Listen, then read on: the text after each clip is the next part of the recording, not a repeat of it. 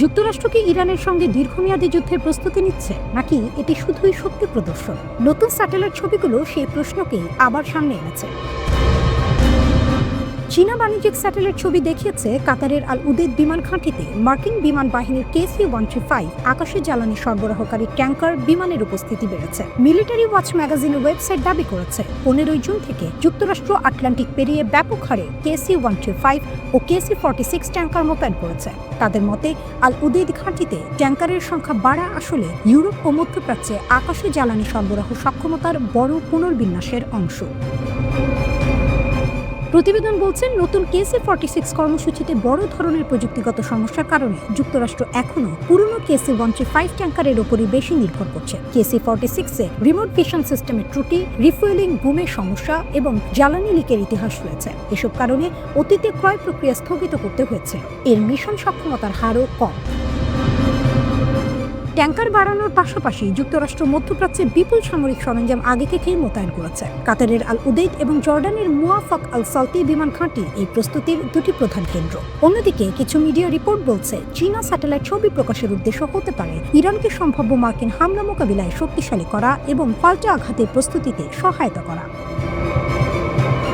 চীনা স্যাটেলাইট ছবি আরও দেখিয়েছে জর্ডানে মার্কিন সেনাবাহিনীর 3rd ক্ষেপণাস্ত্র প্রতিরক্ষা ব্যবস্থা মোতায়েন করা হয়েছে। মুওয়াফাক আল সালতি ঘাঁটিতে এই terminal high altitude area defence system দেখা গেছে। ওয়াশিংটন যদি আবার ইরানের সঙ্গে সংঘাতে জড়ায়, তাহলে এই ঘাঁটি সামনের সারির প্রধান অপারেশন কেন্দ্র হতে পারে। একটি কৌশলগত বিষয়ক ওয়েবসাইট জানিয়েছে এই স্যাটেলাইট ছবি প্রকাশের সময়ে পারস্য উপসাগরের কাছে চীনা যুদ্ধজাহাজ মোতায়েনের অপ্রমাণিত খবরও সামনে আসে। প্রশ্ন উঠছে, চীন কি সম্ভাব্য হামলার তথ্য ইরানকে দিতে প্রস্তুত? প্রতিবেদন বলছে জর্ডানে 3rd মোতায়েনের তথ্য ইরান নিজের নজরদারি থেকে পেয়েছে, নাকি চীন জানিয়েছে, নাকি বাণিজ্যিক স্যাটেলাইট ছবি থেকেই জেনেছে তা পরিষ্কার নয়। তবে এই ছবি প্রকাশে ইঙ্গিত থাকতে পারে যে বেইজিং ওয়াশিংটন ও তার মিত্রদের বার্তা দিতে চাইছে তারা ইরানকে গোয়েন্দা সহায়তা দিতে পারে। মিলিটারি ওয়াচ ম্যাগাজিন বলছে কক্ষপথ ভিত্তিক নজরদারির উন্নতির ফলে এখন যুক্তরাষ্ট্রের সংবেদনশীল স্থল মোতায়েনও অনেকাংশে প্রকাশ্য দৃশ্যমান। যদিও কখনো কখনো স্যাটেলাইট জ্যামিংয়ের মতো চরম পদক্ষেপ নেওয়া হয়, তবুও বর্তমানে মার্কিন সেনাবাহিনীর কাছে মাত্র 8টি থার্ড ব্যাটারি এবং সীমিত সংখ্যক ক্ষেপণাস্ত্র প্রতিরোধ ব্যবস্থা রয়েছে। ফলে জর্ডানে একটি ব্যাটারি পাঠানো গুরুত্বপূর্ণ সিদ্ধান্ত। এদিকে খবর আছে চীনের People's Liberation Army Navy Oman উপসাগর ও উত্তর ভারত উপসাগরে একটি টাইপ 055 গাইডেড মিসাইল ডেস্ট্রয়ার পাঠিয়েছে। এর সঙ্গে রয়েছে টাইপ 052D ডেস্ট্রয়ার এবং লিয়াওয়াং-1 নামের মহাকাশ ট্র্যাকিং ও নজরদারি জাহাজ। লিয়াওয়াং-1 সাধারণ জাহাজ নয়, এটি ক্ষেপণাস্ত্র উৎক্ষেপণ, স্যাটেলাইট কার্যক্রম ও নৌ চলাচল দীর্ঘ দূরত্বে পর্যবেক্ষণ করতে পারে। টাইপ 055-কে বিশ্বের অন্যতম সক্ষম ডেস্ট্রয়ার ধরা হয়। এই সমন্বয় একটি শক্তিশালী গোয়েন্দা প্যাকেজ তৈরি করে। বিশ্লেষকরা বলছেন যদি চীনা জাহাজগুলো যুক্তরাষ্ট্র ও তার মিত্রদের নৌ চলাচলের রিয়েল টাইম তথ্য সংগ্রহ করে, সেই তথ্য ইরানের কাছে গেলে সম্ভাব্য হামলায় চমক কমে যাবে। ইরান আরও কার্যকর পাল্টা আঘাতের প্রস্তুতি নিতে পারবে।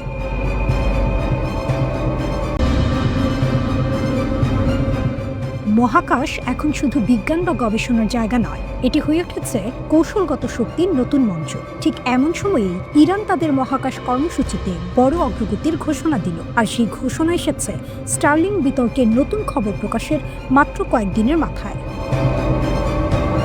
খবর অনুযায়ী ইরান তাদের প্রথম দেশীয় রাডার ইমেজিং নজরদারি স্যাটেলাইট তৈরি করেছে। এটি দূর অনুধাবন বা রিমোট সেন্সিং সক্ষমতায় একটি নতুন মাইলফলক। ইরান স্পেস এজেন্সির প্রধান হাসান সালারিয়া প্রেস টিভিকে দেয়া বক্তব্যে এই অগ্রগতির কথা জানান।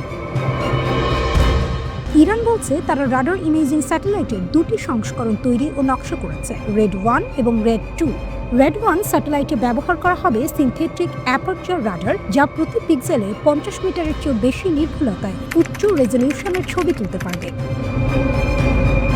সালারিয়া জানিয়েছেন প্রথম স্যাটেলাইটটি এখন সংযোজন পর্যায়ে রয়েছে এবং উন্মোচনের আগে চূড়ান্ত কারিগরি পরীক্ষা চলছে। অন্যদিকে রেড 2 স্যাটেলাইট আরও বেশি নির্ভুলতার জন্য তৈরি হচ্ছে। এর ইমেজিং নির্ভুলতা প্রতি পিক্সেলে 20 মিটারেরও কম হবে।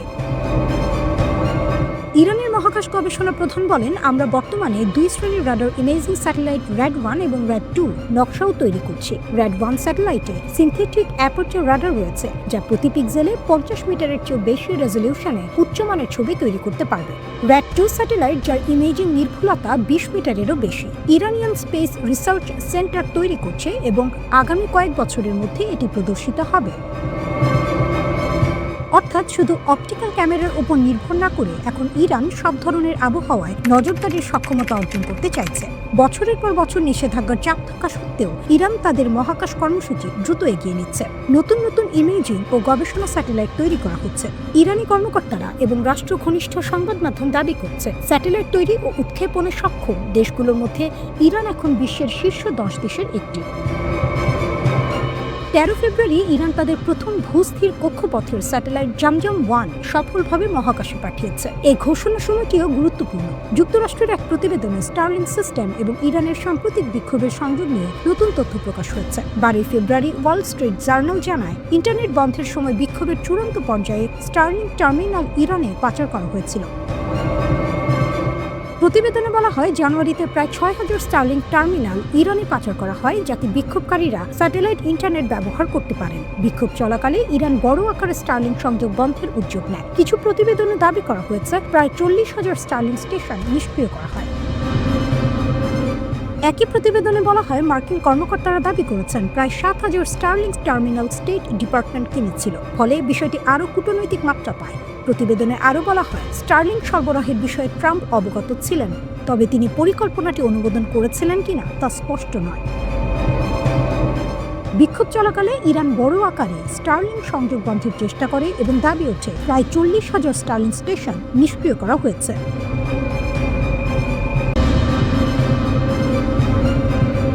মধ্যপ্রাচ্যে আবারও যুদ্ধের গন্ধ। যুক্তরাষ্ট্র ও ইরানের আলোচনার টেবিলে টানটান উত্তেজনা। বাইরে কূটনীতি, ভেতরে কি যুদ্ধের প্রস্তুতি? নিউ ইয়র্ক টাইমসের এক প্রতিবেদনে বলা হয়েছে, যখন যুক্তরাষ্ট্র ও ইরানের আলোচকরা পারমাণবিক সীমা নিয়ে উত্তপ্ত কূটনৈতিক আলোচনায় ব্যস্ত, তখন পেন্টাগনের যুদ্ধ পরিকল্পনাকারীরা সম্ভাব্য সামরিক সংঘাতের নানা দৃশ্যপট তৈরি করছে। অর্থাৎ আলোচনার পাশাপাশি যুদ্ধের হিসাব নিকাশও চলছে। প্রতিবেদন অনুযায়ী প্রেসিডেন্ট ডোনাল্ড ট্রাম্প প্রকাশ্যে ইরানের বিরুদ্ধে ভয়াবহ বিমান হামলার হুমকি দিলে পেন্টাগনের ভেতরে দ্বিধা তৈরি হয়। 11 ফেব্রুয়ারির অনুসন্ধানী প্রতিবেদনে বলা হয়, ট্রাম্পের প্রকাশ্য কঠোর হুমকি যুক্তরাষ্ট্রের বাস্তব সামরিক প্রস্তুতির চেয়ে অনেক এগিয়ে ছিল। জটিল ও বড় আকারের সামরিক অভিযান চালানোর মতো প্রস্তুতি তখন পুরোপুরি ছিল না। সেই সময় মধ্যপ্রাচ্যের বিভিন্ন ঘাঁটিতে ছড়িয়ে থাকা প্রায় 40,000 মার্কিন সেনা প্রয়োজনীয় বহুস্তর প্রতিরক্ষা ক্ষেপণাস্ত্র ও প্রতিরক্ষা ব্যবস্থার ঘাটতিতে ভুগছিল। ট্রাম্প যে বড় ধরনের আঘাত হানার কথা বলছিলেন, তা কার্যকর করতে যে উন্নত যুদ্ধ বিমান দরকার, সেগুলো তখন উপসাগরীয় অঞ্চলের কাছাকাছি অবস্থান করছিল না। জ্যেষ্ঠ জাতীয় নিরাপত্তা কর্মকর্তারা ট্রাম্পকে দ্রুত সামরিক পদক্ষেপ না নিতে পরামর্শ দেন। তারা বলেন, বিভিন্ন ক্ষেত্রে বাহিনীকে প্রস্তুত হতে সময় দিতে হবে। তারা স্পষ্টভাবে সতর্ক করেন, পেন্টাগনের আরও সময় দরকার আক্রমণ ও প্রতিরক্ষা দুই ধরনের সক্ষমতা শক্তিশালী করতে। এখন পরিস্থিতি বদলাচ্ছে। শক্তিশালী USS Abraham Lincoln career strike group এখন ইরানের গুরুত্বপূর্ণ পারমাণবিক ও ক্ষেপণাস্ত্র অবকাঠামোর আঘাতের পরিসরে অবস্থান করছে। খবর অনুযায়ী ইরানি নজরদারি ড্রোন এই বিশাল যুদ্ধ জাহাজ বহরকে অনুসরণ করছে। এমনকি একটি ড্রোনকে সেখানে অবস্থানরত F-35 স্টেলথ যুদ্ধ বিমান গুলি করে ভূপাতিত করেছে। যুক্তরাষ্ট্রকে এখন হামলার ট্রিগার টানতে প্রস্তুত। বাইরে কূটনীতি চলছে, কিন্তু পেন্টাগন এই সময়টিকে ব্যবহার করছে বড় ধরনের হামলা সক্ষমতা গড়ে তুলতে। এখন যুক্তরাষ্ট্রের সম্ভাব্য হামলার পরিকল্পনায় রয়েছে ইরানের সুরক্ষিত ইউরেনিয়াম সমৃদ্ধকরণ কেন্দ্র এবং বিস্তৃত ব্যালিস্টিক ক্ষেপণাস্ত্র উৎপাদন স্থাপনায় নির্ভুল আঘাত। এছাড়া যুক্তরাষ্ট্রের সামরিক বাহিনী বিশেষ বাহিনীর এলিট কমান্ডো মোতায়েনের বিষয়টিও বিবেচনা করছে। লক্ষ্য হতে পারে ইরানের গুরুত্বপূর্ণ সামরিক নেতৃত্ব ও নির্দিষ্ট স্থাপনা, অর্থাৎ শুধু আকাশ হামলা নয়, স্থল অভিযানের কথাও ভাবা হচ্ছে। নিউ ইয়র্ক টাইমস জানায়, যুক্তরাষ্ট্র 8টি উন্নত গাইডেড মিসাইল ডেস্ট্রয়ার ও আক্রমণাত্মক সাবমেরিন মোতায়েন করেছে। এগুলো শত শত টমাহক ভূমি আক্রমণ ক্রুজ ক্ষেপণাস্ত্রে সজ্জিত। ট্রাম্প নিজেই পরমাণু শক্তি চালিত USS Gerald R Ford super ক্যারিয়ারকে মধ্যপ্রাচ্যে পাঠানোর নির্দেশ দিয়েছেন, যা ইউএসএস আব্রাহাম লিঙ্কনের সঙ্গে যুক্ত হয়েছে। পেন্টাগনের কর্মকর্তারা নিশ্চিত করেছেন এই অতিরিক্ত বিমানবাহী শক্তি দীর্ঘমেয়াদী উচ্চমাত্রার বিমান অভিযান চালাতে নমনীয় বিকল্প দেবে। যদি নির্দেশ আসে তাহলে টানা আকাশ আধিপত্য বজায় রাখা সম্ভব হবে। তবে যুক্তরাষ্ট্র শুধু আক্রমণের প্রস্তুতি নিচ্ছে না, প্রতিরক্ষাও জোরদার করছে। তারা আশঙ্কা করছে ইরান একই যুগে মধ্যপ্রাচ্যের 11টি ঝুঁকিপূর্ণ মার্কিন ঘাঁটিতে হামলা চালাতে পারে। তাই ইরাক, বাহরাইন, কুয়েত, জর্ডান ও কাতারে প্যাট্রিয়ট ও থার্ড ক্ষেপণাস্ত্র প্রতিরক্ষা ব্যবস্থা দ্রুত পুনর্বিন্যাস করা হয়েছে। যুক্তরাষ্ট্রের বিমান বাহিনী 1 ডজনের বেশি অতিরিক্ত F-15E স্ট্রাইক ঈগল যুদ্ধ বিমান পাঠিয়েছে। একই সঙ্গে যুক্তরাষ্ট্রের ভেতরে থাকা B-2 স্পিরিট স্টেলথ বোমারু বিমান এবং অন্যান্য দূরপাল্লার কৌশলগত বোমারু বিমানকে উচ্চ সতর্কতায় রাখা হয়েছে। মধ্যপ্রাচ্যে এখন এক অদ্ভুত নীরব উত্তেজনা। বাইরে থেকে দেখলে মনে হতে পারে আলোচনা চলছে, কূটনীতি এগোচ্ছে, কিন্তু ভেতরে ভেতরে বারুদের স্তূপ জ্বলছে। যুক্তরাষ্ট্র ও ইরান ধীরে ধীরে একটি সম্ভাব্য পারমাণবিক চুক্তির দিকে এগোচ্ছে, তবে এই পথ মোটেও মসৃণ নয়। ঠিক এই সময়ে তুরস্ক কড়া সতর্কবার্তা দিয়েছে, যদি আলোচনার পরিধি বাড়ানো হয় তাহলে পুরো অঞ্চল আরেকটি যুদ্ধে জড়িয়ে পড়তে পারে। তুরস্কের পররাষ্ট্রমন্ত্রী হাকান ফিদান বলেছেন, ওয়াশিংটন ও তেহরান দুই পক্ষই আপোষের ইঙ্গিত দিচ্ছে। যুক্তরাষ্ট্র নাকি নির্দিষ্ট সীমার মধ্যে ইরানের ইউরেনিয়াম সমৃদ্ধকরণ মেনে নিতে রাজি। অন্যদিকে ইরানও বুঝেছে একটি চুক্তি তাদের প্রয়োজন, কিন্তু ফিদানের স্পষ্ট সতর্কতা, এই আলোচনা যদি পারমাণবিক কর্মসূচির বাইরে গিয়ে ইরানের ব্যালিস্টিক ক্ষেপণাস্ত্র কর্মসূচি বা আঞ্চলিক জোটের দিকে বাড়ানো হয় তাহলে কূটনীতি ভেঙে পড়বে। তিনি বলেছেন, মধ্যপ্রাচ্য আরেকটি যুদ্ধ সহ্য করতে পারবে না, এমনকি সামরিক হামলা হলেও ইরানের সরকার পরিবর্তন হবে, এই ধারণাও তিনি নাকচ করেছেন। তার যুক্তি, অবকাঠামো ধ্বংস হতে পারে, কিন্তু রাজনৈতিক ব্যবস্থা টিকে থাকবে। শক্তির ভারসাম্য নষ্ট হলে আঞ্চলিক সহযোগিতার মনোভাব ধ্বংস হবে। ফিদান একটি গুরুত্বপূর্ণ ঘটনার কথাও জানান। জুনের সংঘাতের সময় মার্কিন রাজনীতিক মার্কো রুবিও তুরস্ককে ফোন করে বলেন, কয়েক ঘন্টার মধ্যে যে কোনো কিছু ঘটতে পারে। অথচ একই সময়ে ওমানে যুক্তরাষ্ট্র ও ইরানের বৈঠকের তারিখ ঠিক ছিল, কিন্তু আলোচনায় বসেছিল আমেরিকানরা আর হামলা চালিয়েছিল ইসরায়েল। এই ঘটনাই প্রমাণ করে আলোচনার টেবিল আর যুদ্ধক্ষেত্র দুটো একসঙ্গে চলতে পারে। এদিকে হোয়াইট হাউস স্পষ্ট করে দিয়েছে, সময় সীমাহীন নয়। মার্কিন ভাইস প্রেসিডেন্ট জেডি ভ্যান্স বলেছেন, যুক্তরাষ্ট্র কূটনৈতিক সমাধান চায়, কিন্তু যদি চুক্তি না হয় তাহলে অন্য বিকল্প টেবিলে আছে। অর্থাৎ সামরিক পদক্ষেপের দরজা পুরোপুরি বন্ধ হয়নি। তার বক্তব্য পরিষ্কার, ইরান যেন কখনো পারমাণবিক অস্ত্র না পায়, সেটাই যুক্তরাষ্ট্রের লক্ষ্য। সরকার পরিবর্তন তাদের উদ্দেশ্য নয়, তবে চুক্তি ব্যর্থ হলে শক্তিশালী সামরিক বিকল্প রয়েছে, কারণ যুক্তরাষ্ট্রের হাতে বিশ্বের সবচেয়ে শক্তিশালী সেনাবাহিনী। অন্যদিকে ইরানও নিজের লাল দাগ টেনে দিয়েছে। ইরানি কর্মকর্তারা সতর্ক করেছেন, বিশেষ করে ইসরায়েলের পক্ষ থেকে কোনো হামলা হলে জবাব হবে চূর্ণকারী। তাদের দাবি, ইসরায়েলের কোনো বড় পদক্ষেপ মার্কিন সমন্বয় ছাড়া সম্ভব নয়, তাই হামলা হলে প্রতিক্রিয়াও হবে তীব্র এবং অনুতাপজনক। ওমানে হওয়া সাম্প্রতিক বৈঠক ছিল মাত্র অর্ধ দিনের। ইরানের পক্ষ থেকে বলা হয়েছে, সেটি ছিল মূলত একে অপরের আন্তরিকতা যাচাই করার জন্য। তবে দাবি, আন্তর্জাতিক আইন এবং পারমাণবিক অস্ত্র বিস্তার রোধ চুক্তির আওতায় শান্তিপূর্ণ পারমাণবিক শক্তি ব্যবহারের অধিকার তারা চায়। বিস্তারিত আলোচনার আগে পুরো প্রক্রিয়া কিভাবে এগোয় তা তারা সতর্কভাবে পর্যবেক্ষণ করবে। সব মিলিয়ে পরিস্থিতি এখন এক সূক্ষ্ম সমীকরণে দাঁড়িয়ে। একদিকে সম্ভাব্য সমঝোতা হাতের নাগালে, অন্যদিকে একটি ভুল শব্দ, একটি ভুল পদক্ষেপ, একটি ভুল সময় সবকিছু ভেঙে দিতে পারে। মিসাইল নিষেধাজ্ঞা আর সামরিক হুমকির ছায়ায় কূটনীতি এখন ধারালো ছুরির ধার ধরে হাঁটছে। প্রশ্ন একটাই, এই ভারসাম্য কতদিন টিকবে? সমঝোতা কি বাস্তবে রূপ নেবে, নাকি মধ্যপ্রাচ্য আবারও নতুন সংঘাতের দিকে এগোবে? ইরান কি তার শেষ কার্ড খেলতে যাচ্ছে? গত 2 বছরে মধ্যপ্রাচ্যের রাজনীতিতে ইরান একের পর এক ধাক্কা খেয়েছে। লেবাননে হিজবুল্লাহর শক্তি কমেছে, সিরিয়ায় দীর্ঘদিনের মিত্র বাশার আল আসাদের পতন হয়েছে, আর ইসরায়েলের সঙ্গে সরাসরি 12 দিনের যুদ্ধে বিপ্লবী গার্ড কোরের শীর্ষ কমান্ডারদের হারিয়েছে তেহরান। এই পরিস্থিতিতে ইরান তার আঞ্চলিক প্রভাব ধরে রাখতে নতুন হিসাব কষছে। বিশ্লেষকদের মতে তেহরান এখন ইরাককে কেন্দ্র করে তার প্রক্সি নেটওয়ার্ক সক্রিয় করার পথে হাঁটছে। সাম্প্রতিক সময়ে ইরাকের রাস্তায় স্বেচ্ছাসেবক নিয়োগের হিড়িক এবং প্রকাশ্য ক্ষেপণাস্ত্র মহড়া এই বার্তাই দিচ্ছে। প্রশ্ন হলো, কেন ইরাক? গত কয়েক বছরে ইরান সচেতনভাবে ইরাকি মিলিশিয়াদের বড় কোনো যুদ্ধে জড়ায়নি, কারণ ছিল কৌশলগত। ইরান চেয়েছিল সীমান্তের সবচেয়ে কাছের এবং সবচেয়ে বিশ্বস্ত এই শক্তিকে শেষ মুহূর্তের জন্য সংরক্ষণ করতে, যেন প্রয়োজনে এটি ঢাল হিসেবে ব্যবহার করা যায়। কিন্তু এখন পরিস্থিতি বদলাচ্ছে। ওয়াশিংটন ও তেহরানের মধ্যে সামরিক উত্তেজনা বেড়েছে। এই প্রেক্ষাপটে বদর অর্গানাইজেশন, কাতাইব হিজবুল্লাহ এবং হারাকাত আল নুজাবার মতো গোষ্ঠীগুলো প্রকাশ্যে যুদ্ধের ঘোষণা দিয়েছে। এমনকি আউলিয়া আল দাম নামে একটি গোষ্ঠী ভূগর্ভস্থ টানেলে বিশাল ক্ষেপণাস্ত্র ভাণ্ডারের ভিডিও প্রকাশ করেছে। এটি শুধু প্রচারণা নয়, এটি শক্তি প্রদর্শন। ইরাকি বিশ্লেষক আলা আল নাসুয়া মনে করেন, ইরান ইরাককে শুধু প্রতিবেশী হিসেবে দেখে না, বরং নিজেদের জাতীয় নিরাপত্তার অংশ হিসেবে বিবেচনা করে। ইরাকের ভৌগোলিক অবস্থান কৌশলগতভাবে অত্যন্ত গুরুত্বপূর্ণ। তার উপর দেশটির রাজনীতিতে তেহরানের প্রভাব রয়েছে। এই দুই বিষয় মিলিয়ে ইরান চাইলে পুরো অঞ্চলের সামরিক ভারসাম্য নেড়ে দিতে পারে। তেহরানের কৌশল পরিষ্কার। যদি ইরানের ভূখণ্ডে সরাসরি মার্কিন হামলা হয়, তাহলে ইরাকি মিলিশিয়াদের ব্যবহার করে উপসাগরীয় দেশগুলোতে থাকা মার্কিন ঘাঁটি ও ইসরায়েলি লক্ষ্যবস্তুতে আঘাত হানা হবে। মানে যুদ্ধকে সীমিত না রেখে পুরো অঞ্চলে ছড়িয়ে দেওয়া হবে। কিন্তু এই পরিকল্পনার বড় ঝুঁকি আছে। ইরাক নিজেই সরাসরি সংঘাতে জড়িয়ে পড়তে পারে। প্রধানমন্ত্রী মোহাম্মদ শিয়া আল সুদানি বারবার বলেছেন, তিনি ইরাককে আঞ্চলিক সংঘাত থেকে দূরে রাখতে চান, কিন্তু মিলিশিয়াদের সমান্তরাল কার্যক্রম বাগদাদের সার্বভৌমত্বকে প্রশ্নের মুখে ফেলছে।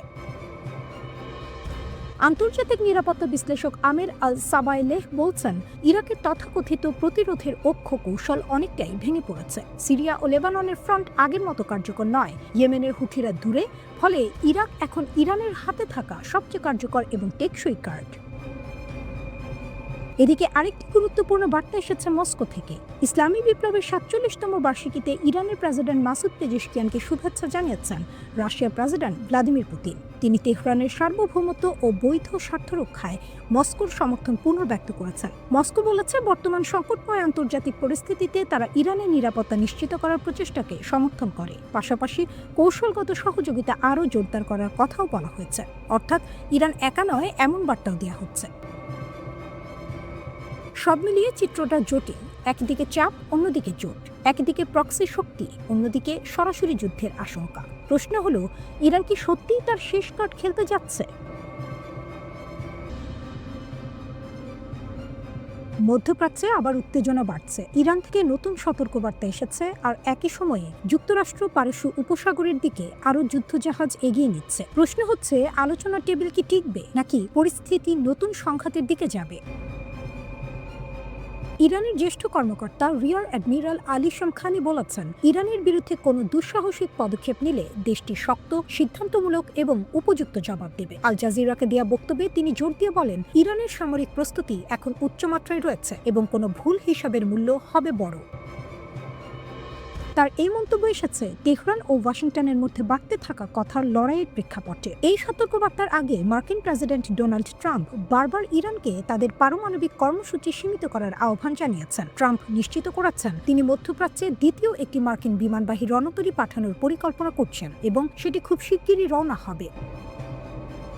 হোয়াইট হাউস থেকে ফোর্ট ব্র্যাগে যাওয়ার আগে তিনি বলেন, যদি আলোচনা ব্যর্থ হয় তাহলে অতিরিক্ত এই ক্যারিয়ার প্রয়োজন হবে। তবে তিনি এটাও যোগ করেন, তার বিশ্বাস আলোচনা সফল হতে পারে। শামখানি ইসরায়েলের ভূমিকা উল্লেখ করেন। তার দাবি, ইসরায়েল একা কোনো পদক্ষেপ নিতে পারবে না, ওয়াশিংটনের সরাসরি সমর্থন দরকার হবে। একই সঙ্গে তিনি বলেন, সব পক্ষের উচিত অস্থিতিশীলতা এড়িয়ে যৌক্তিক পথে হাঁটা। এই টানাপোড়েনের পেছনে রয়েছে দীর্ঘদিনের বৈরী সম্পর্ক ও চলমান পারমাণবিক আলোচনা। কূটনৈতিক প্রচেষ্টা এখনো চলছে, কিন্তু দুই পক্ষের সামরিক ইঙ্গিতও জোরালো হচ্ছে। এদিকে ট্রাম্প এক সংবাদ সম্মেলনে নানা প্রশ্নের উত্তর দেন। তাকে জিজ্ঞেস করা হয়, দ্বিতীয় বিমানবাহী রণতরী পাঠানোর সিদ্ধান্ত কেন? তিনি বলেন, যদি চুক্তি না হয় তাহলে আমাদের এটি লাগবে, যদি চুক্তি হয় তাহলে হয়তো প্রয়োজন হবে না। এটি খুব শিগগিরই রওনা হবে, আমাদের বড় শক্তি প্রস্তুত আছে। ইরান আলোচনায় সফল হবে কিনা এই প্রশ্নে ট্রাম্প বলেন, তিনি মনে করেন আলোচনা সফল হবে, তবে যদি না হয় তাহলে ইরানের জন্য খুব খারাপ দিন অপেক্ষা করছে। তিনি ভেনেজুয়েলার সঙ্গেও সম্পর্কের কথা বলেন, জানান মার্কিন তেল কোম্পানিগুলো সেখানে কাজ করছে, তেল উত্তোলন ও বিক্রি করছে এবং সম্পর্ক এখন খুব ভালো। একইভাবে তিনি ন্যাটোর সঙ্গে সম্পর্ককে খুব ভালো বলে উল্লেখ করেন। ইসরায়েলের প্রধানমন্ত্রী বেনিয়ামিন নেতানিয়াহুর সঙ্গে বৈঠকের প্রসঙ্গেও তিনি কথা বলেন। ট্রাম্প জানান, ইরানের সঙ্গে ন্যায্য ও ভালো চুক্তি না হলে পরিস্থিতি খুব কঠিন হবে। তিনি বলেন, চুক্তি না হলে দ্বিতীয় ধাপে যেতে হবে, আর সেই ধাপ তাদের জন্য খুব কঠিন হবে। এদিকে পারস্য উপসাগরে মার্কিন যুদ্ধজাহাজের উপস্থিতি বাড়ছে। ঠিক সেই সময় ইরানের সর্বোচ্চ নেতা আয়াতুল্লাহ আলী খামেনি দৃঢ় বার্তা দিচ্ছেন। ইসলামী বিপ্লবের বার্ষিকীতে তিনি দেশ জুড়ে সমাবেশের প্রশংসা করে বলেন, ইসলামী প্রজাতন্ত্র শক্তিশালী এবং শত্রুরা হতাশ। খামেনি যুক্তরাষ্ট্রের চাপকে উপহাস করেন এবং বলেন, বাইরের হুমকি ইরানকে দুর্বল করতে পারেনি। পারমাণবিক আলোচনা চলছে, তবে তা ভঙ্গুর। তিনি আরেকটি যুদ্ধের আশঙ্কাকে ছোট করে দেখেন এবং ইরানের স্থিতিস্থাপকতাকে জোর দিয়ে তুলে ধরেন।